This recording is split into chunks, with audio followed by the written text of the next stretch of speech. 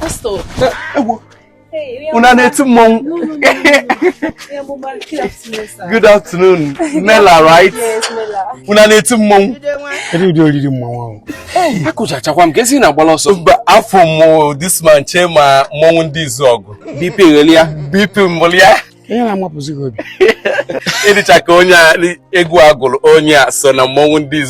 It was very funny. Good afternoon. What I like my husband to be.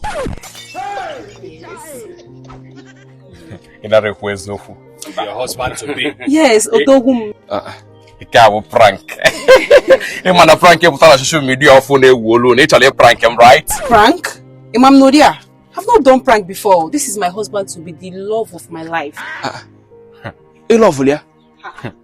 Excuse me, in the Baby, you couldn't done you. You love what this man? Very well. In a I did. About we put it in the was again. About one after 2 months, is somebody me a drum we post on social media. Forever is the deal. All I can see in the post on a WhatsApp status is somebody another post. Monodrom we TikTok. Monodrom we a TikTok video. Him not covered walking my mouth. Odogum. Opulo Calesia. About which you're saying occasion is something I like hip hop. Made us not proud of him. Love forever. Forever is the deal. Nequenya any rough ma. So guys smile yan. Okay. Balulisia smile. Mana oburo you do tevgola in work also. On your last bus stop. This is my last bus stop. Moko. Nke final bus stop. Makano Odogu. Hey. Pico, I be a Congozium. Kigozi my marriage. Na nyukwu imorokwe like kwalia.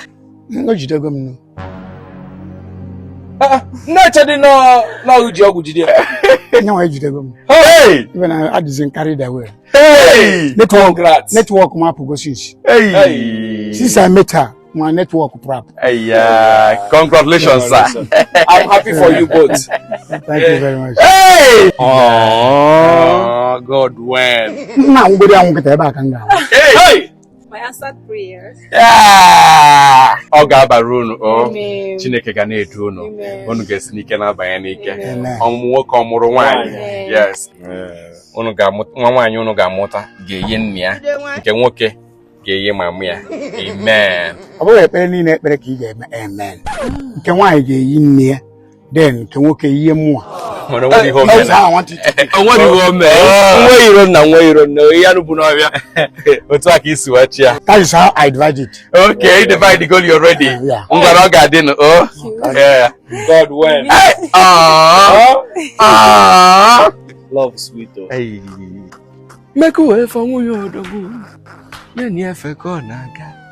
Hi. But now we here. Okay, man. We can't go in about all the time. I don't spec, yeah. If he's not tall, he's not my spec. Go the man to logo no go. Oh, he gave you to logo no go. The ego no you spec on your own. No wonder. I can't know one love. They got the man to the one. No wonder. Man, put a loose wood duazu. Okay, now does it? Chairman, they really move. Hi. Makono about the woman number 1 or better na room na Nikana Bani. Get to kwa obaro Jesus. What you go from my dear, I'm managing every Hey!